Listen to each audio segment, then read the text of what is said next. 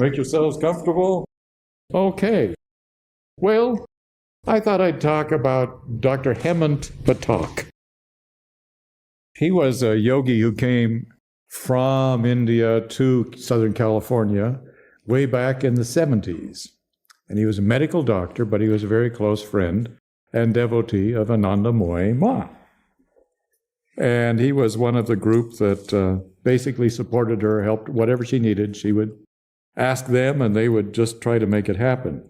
And he had many fun stories about the mother when he was over here. And through people at the yoga center, I got to know him.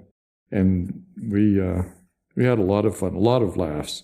Among the stories he told, some of these will be familiar to you, some of them will be new, I hope.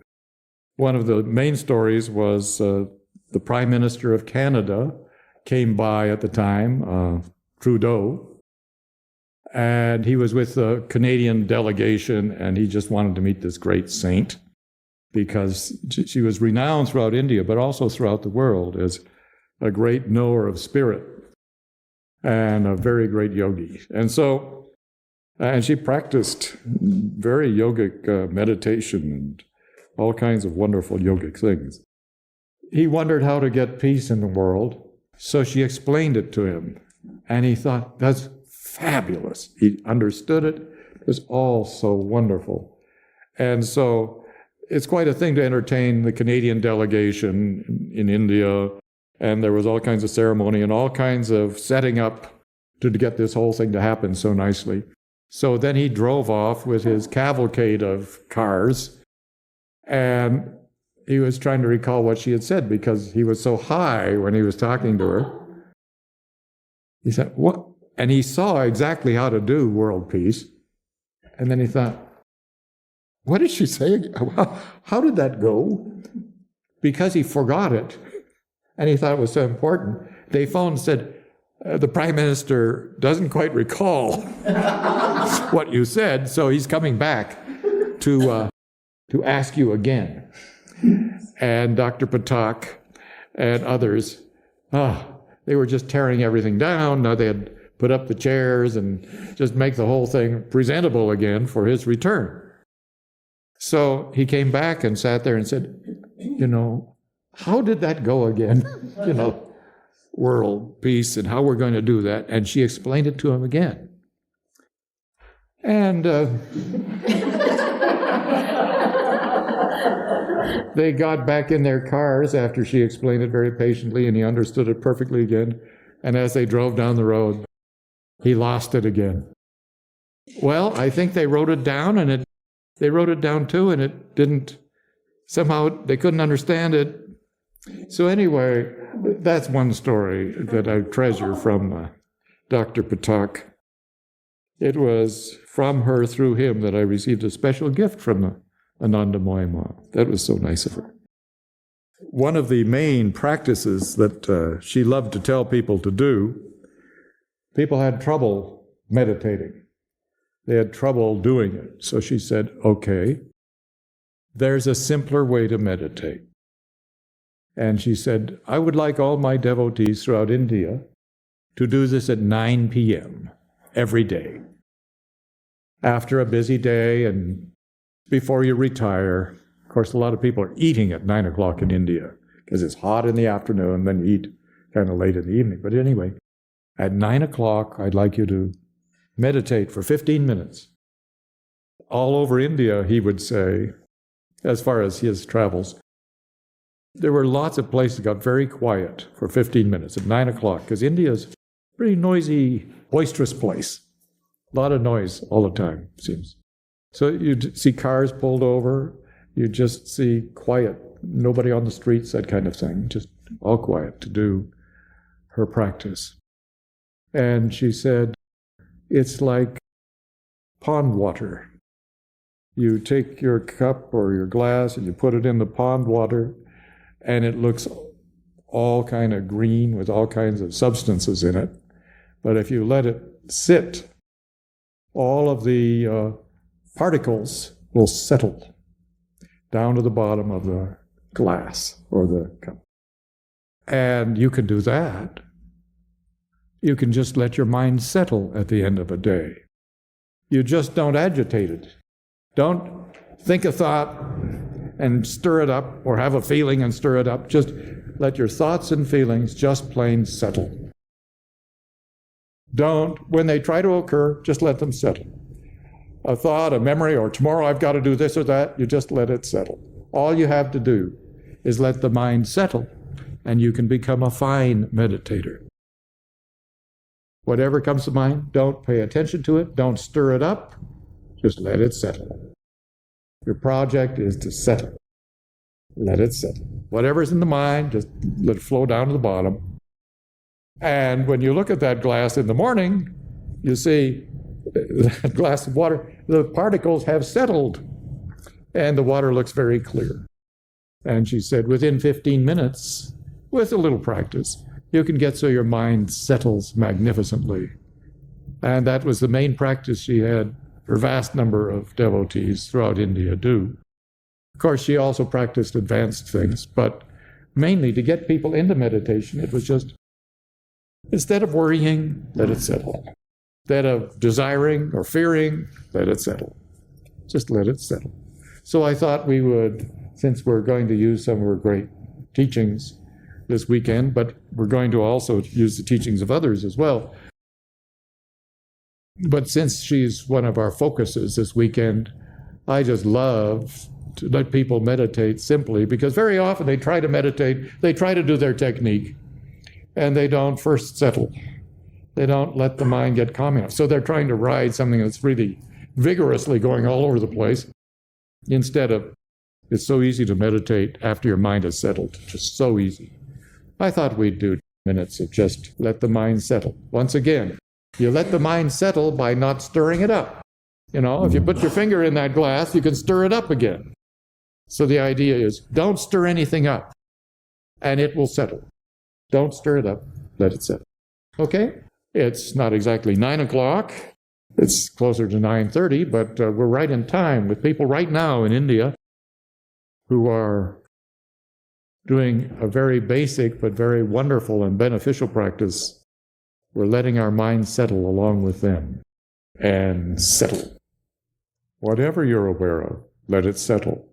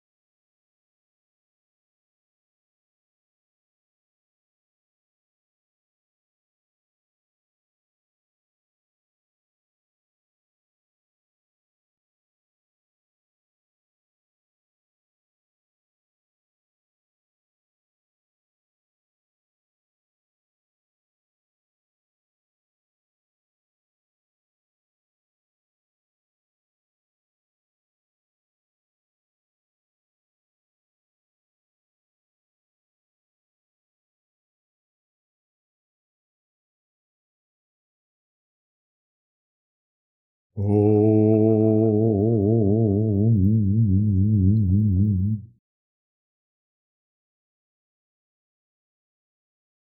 Now, are you not in a very pleasant state?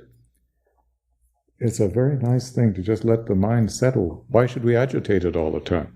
There are times we have to think thoughts, but the practice of settling gives you a chance to be more efficient with the use of your mind and emotions, because very often we just stir them up, like worry, just stir them up, or anxiety. So learning to settle and stay or come from into your daily life come from a settled place.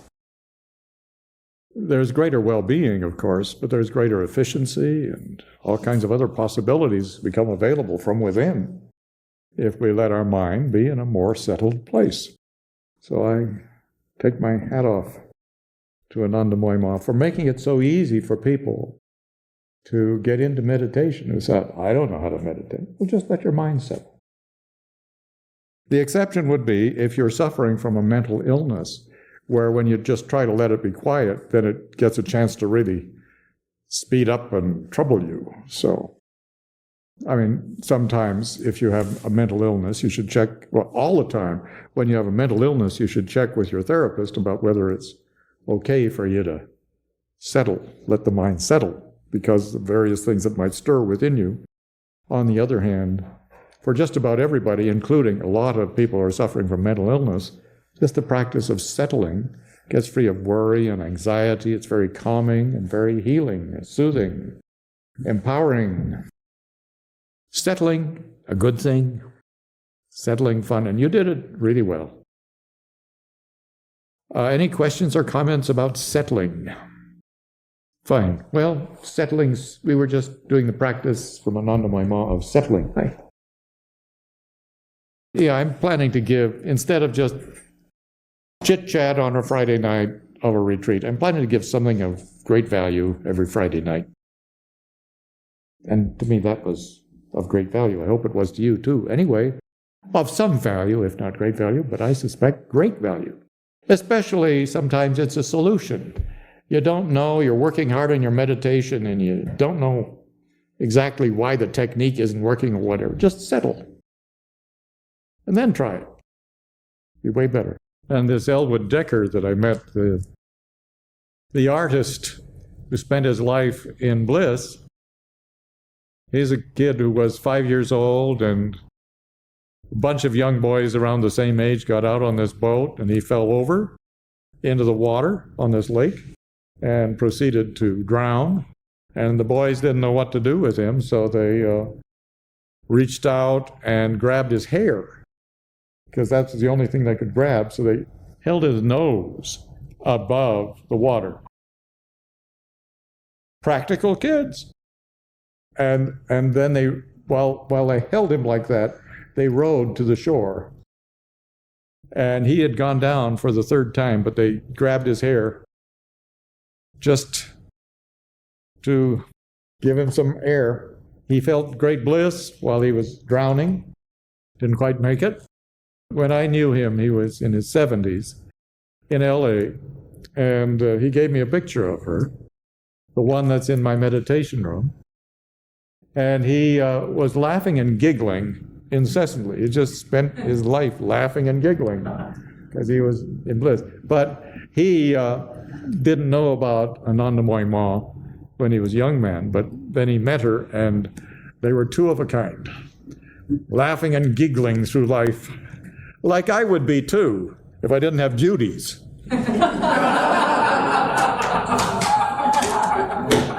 I would, but I got duties. I had problems when I came from the woods. I'd be leading a chant or something at the yoga center, and I'd just end up cracking up, laughing, and giggling over and over again. And finally, I mastered it. I was able to get through a chant without cracking up, but took serious endeavor. Yes, sir. I wish I had. No, I didn't. I know several people who have, who said it was one of their high experiences in their life. one of our devotees went over there and did get a chance to meet her, and she wanted to just bring my work to Anandamoy Ma's attention. So it sounds like hundreds of people going up to get some kind of blessing from her. And so she wanted to talk to Anandamoy Ma about Ramakrishnananda and his work. And the mother just laughed and laughed and laughed, and that was it. No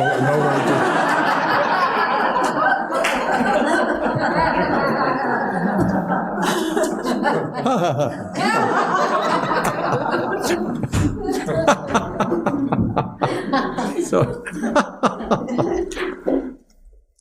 rode on a plane with Mother Teresa of Calcutta. Wow. And I said, that sure looks like Mother Teresa of Calcutta. And my friend said, that is Mother Teresa of Calcutta. Oh, so I ran after her. I tried to catch her, talk to her, but she got in a car and happily went down the road. And that was it. But to think I was sitting there for an hour or two just with Mother Teresa of Calcutta, that was wonderful. So no, I haven't met just about anybody.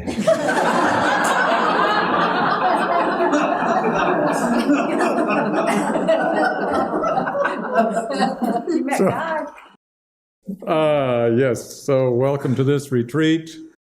A retreat's a chance, as we talked about last night, to let go of the world briefly and get a sense of who you really are and what you're about and what you want to do with your life, and not just get into automatic pilot and end up retired someday wondering what it was all about. It's very important for you to know what it is all about and have fun with this gorgeous life you've got, and do something, yogis call it dharma. Let your soul express in your life. Let your true self be known. It turns out to be a fantastic and wonderful part within you. And then let it express. So a retreat's a chance to further that cause, instead of just going through life kind of confused and trying to make a go of things that seem insignificant to you, or maybe very significant but still worrisome. Very nice to have a retreat and just discover more and more about you and your life and your relationship with this nature that you see all around you and with this planet.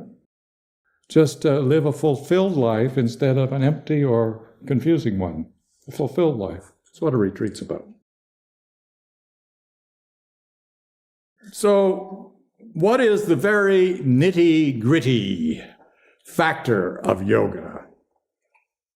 It's so important. You know, when you boil it all down, you're gonna be bothered by this. It's joy. The more you practice yoga, the more joy. The closer you get to your soul, discovering and knowing your soul, there's real joy there. The more you know spirit, the more joy you have. And that's the nitty-gritty thing. Are you doing yoga, and is joy coming yet? Because there's joy that starts to move as a real state, a state of consciousness, not just yeah, I'm having fun doing yoga.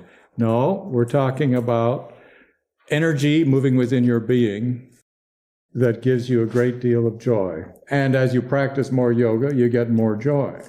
And the more you practice it, the more joy you get. So the very nitty-gritty yoga is, if you're doing it correctly, or if you're doing it with the right understanding, and giving a chance for yoga to blossom, you get progressive joy. Now, if you're not getting progressive joy, you're a beginner. You know, you may have done it 20 years, but if you're still kind of, oh, it's good for me, I guess I better do it, you're still a beginner. Because joy comes, joy happens. And it's a very important component of the path, this progressive joy as you mount the heights of yoga. Joy can start usually as a bubbling feeling in the chest area. It's just kind of bubble, bubble. And then it becomes more of a powerful flow or a powerful radiation. It starts usually small and modest, just little bits of delight, not coming from the world, just from within your being, just bubbling up to the surface of your awareness. This gorgeous, intoxicating, delightful, what is that, you wonder? And it keeps coming, bubbling and occurring as spiritual energy moves in your nerves.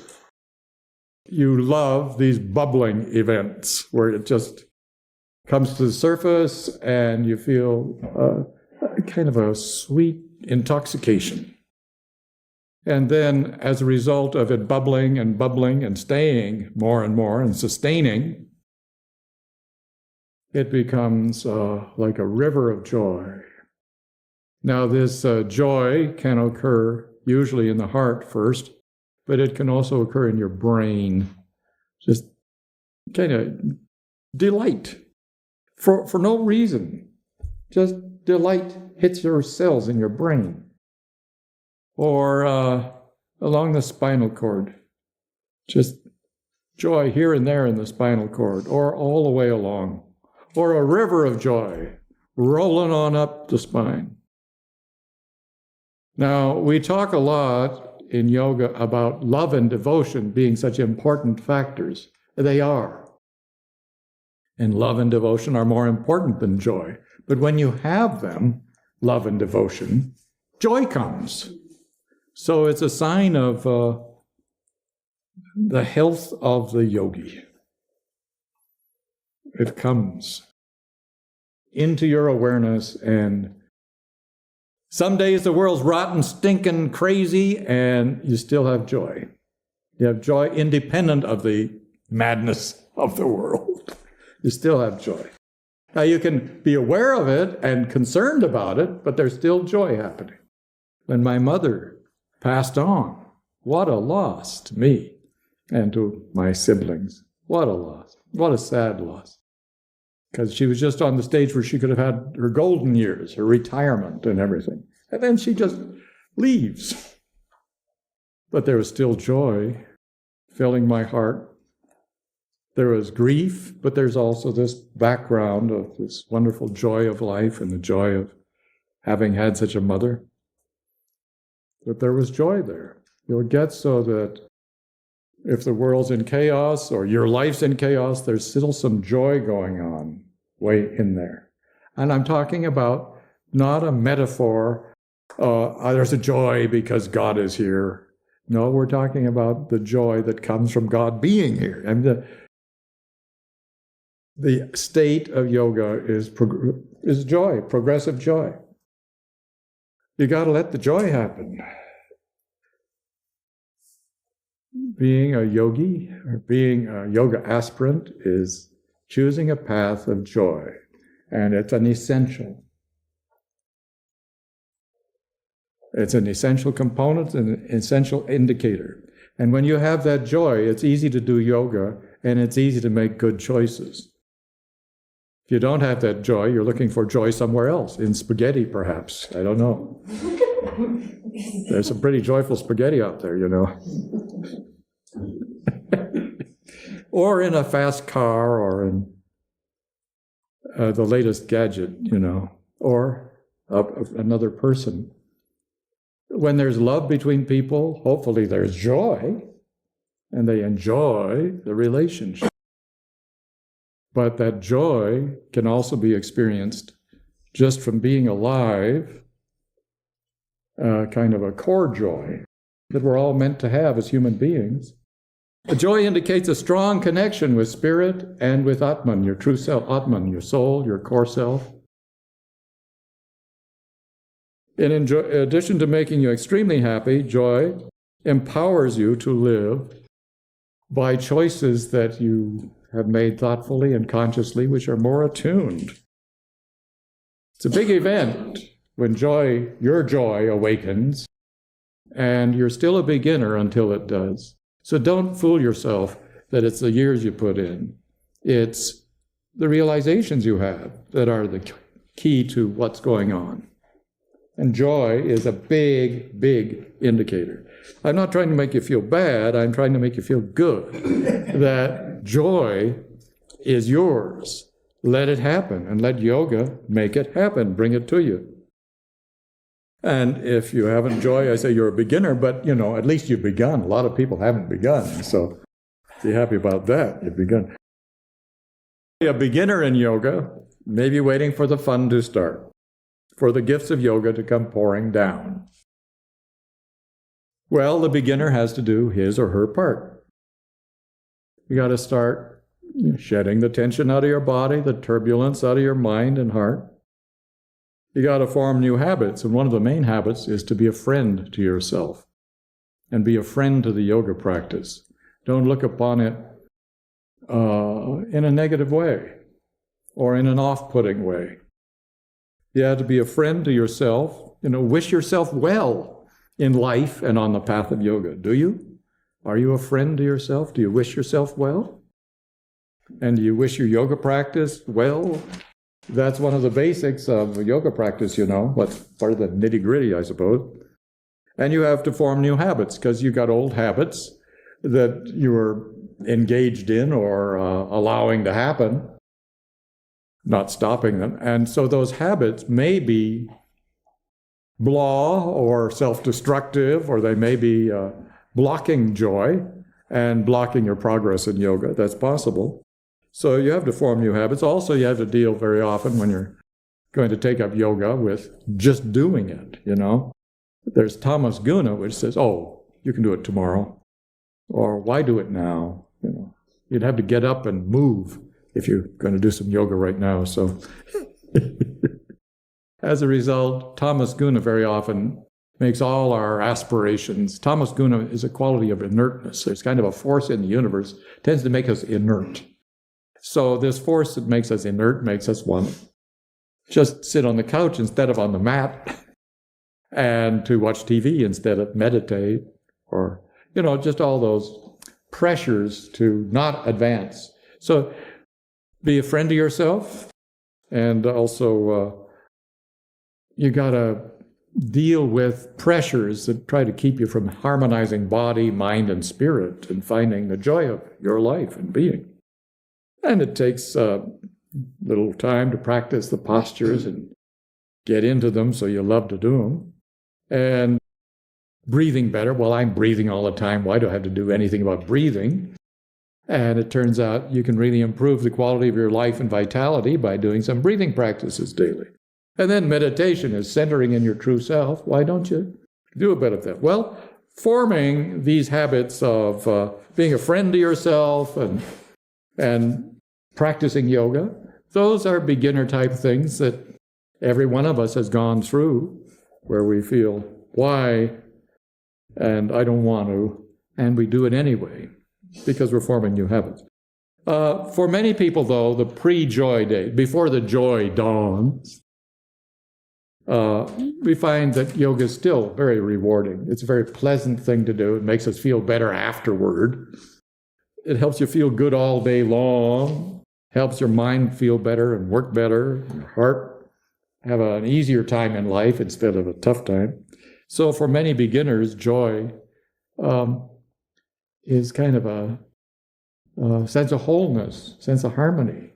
So that's wonderful. But the actual joy, the bubbling joy, the energetic joy you get going, that comes on down the road, and you can let it in, you can encourage it. When you're a beginner, you shed the tension and turbulence, you begin to find a sense of harmony. There's a harmony within and a harmony, greater harmony out there, right? And you begin to find a sense of well-being instead of anxiety or emptiness. You begin to have a nice sense of well-being. You also have peace. You feel not disturbed. Again and again, tensions or challenging things come up, and you used to react in a way of feeling worried or fearful or uptight. You get so you have a sense of not being troubled, but dealing with the problem. That's peace. State of being safe, undisturbed in your consciousness. You don't worry, you think of answers. You deal with the problem. So harmony, well-being, peace. are profoundly satisfying. Then, as a result of staying in the beginning stage and staying with it, you get to the intermediate stage. Devotion, love begins to awaken in your heart. And you just feel love for God, love for soul, love for the souls of everybody around you.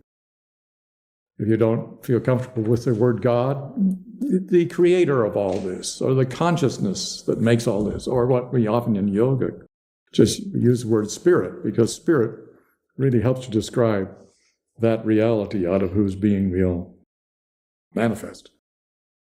So devotion comes, and then an ecstasy starts to happen in the nervous system. We call it bliss, but the intermediate stage, we begin to have ecstasy. And we feel in our bone marrow and in our spine and even in our kneecaps or wherever, just this marvelous ecstasy of being starting to move within our being. And we feel how wonderful it is to be alive, and where was this bliss all this time? Where was the bliss? I mean, to think it's always been there and you can have this bliss.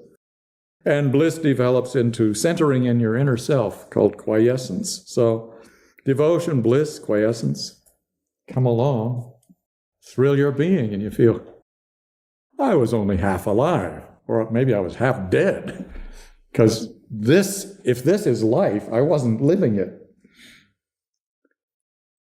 So the ecstasy comes. This is an intermediate stage, and I'm not trying to just put labels on things. I'm just trying to identify process.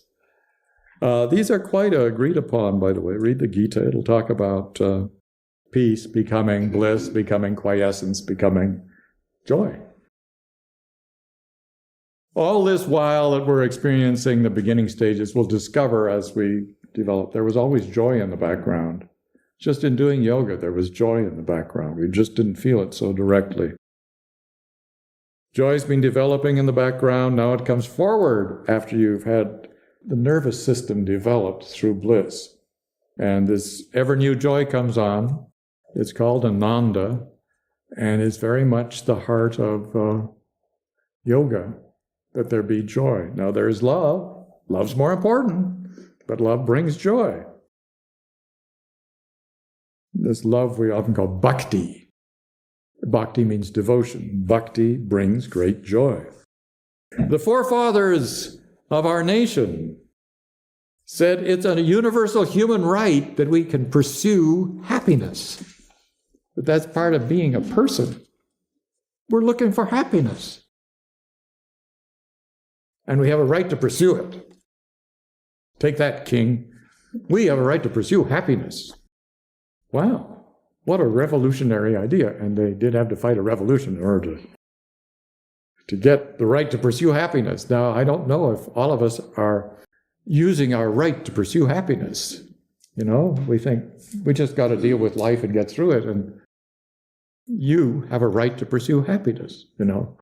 People have fought and died for your right to this day to pursue happiness, and to be a free person, to be a whole person. Wow, what a noble, phenomenal concept. The beauty is that you may find a lot of happiness without doing yoga, but yoga is a great shortcut. Yoga brings you an experience, a contact with ever-new joy. Ever-new means never boring, and it's a joy that's never flat. You never say, oh, joy again today. Like porridge. Oh, joy again. No. Joy again. It's just thrilling that another day of new experiences of joy, new experiences of well-being, of being loved, and wandering the planet in a high state. So, may I commend to you the essence of yoga, and that it is progressive joy. It's there for everybody who will practice to the point that the joy, you get rid of the thickness of mind and heart, and the joy comes. As you practice yoga, strive to live in harmony of body, mind, and spirit. That's all you have to do. Practice yoga. But be a friend to yourself in it. Don't just say, when will the joy come? Or, critical of everything. You got to give it a chance. And then sweet joy, it starts so humbly and lightly. The sweet joy starts to percolate. Percolate's a good word. Joy feels like it's percolating. You can watch your coffee percolate.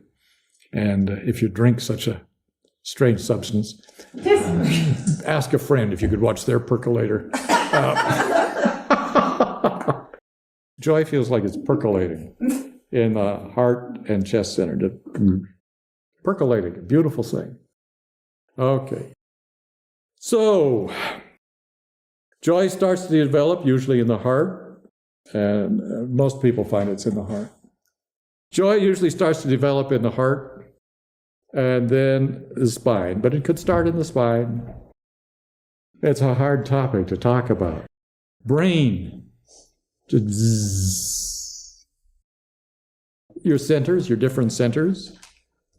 In each, you use your eyeballs and they're full of joy, and your ears and they're full of joy. Walk on your feet and they're full of joy. It gets into your body, it gets into your cells. You just feel it in your cells. You feel it in your whole being. So, question, and I'd like you to think, you've been doing some yoga, huh? Maybe in the background, maybe revealing itself at times. What are your brushes with joy? And some of you have been a long time. What are your raptures? Recall some of your raptures where joy just pounced and stole your mind and heart right there, and it was just all joy for a while. So, what are your brushes with joy? It may have been you were sitting in the forest and you didn't know yoga, and you said, this is beautiful, and away you went. It can happen to all of us. We're living beings. We're entitled to pursue happiness, joy. And here we are. We're taking a shortcut. We're doing some yoga. So prior to yoga and in yoga, what are your brushes with joy? And what are your encounters with joy, if they were more than just brushes? So we're going to do a reflection and review of joy in our life, if any. And if not, you can look forward to it, because all you have to do is the material of this retreat, clear the decks for joy.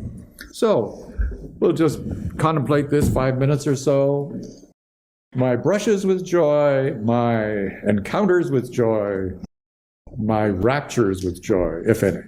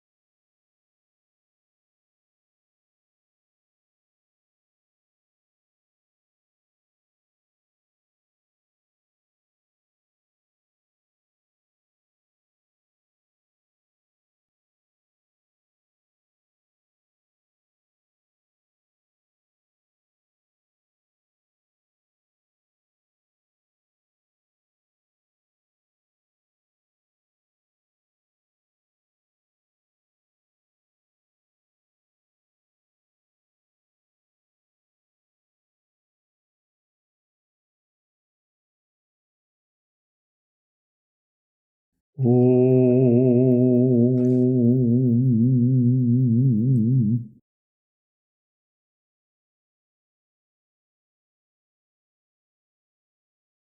So should we change all our sadhana and focus on joy?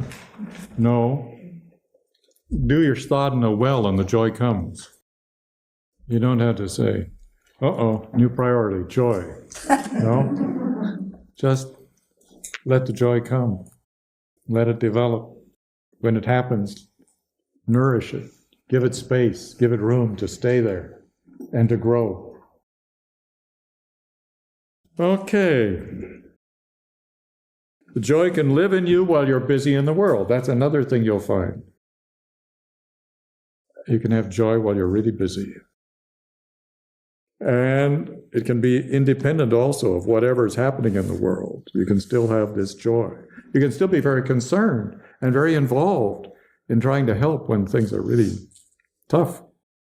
But there'll still be this joy nourishing you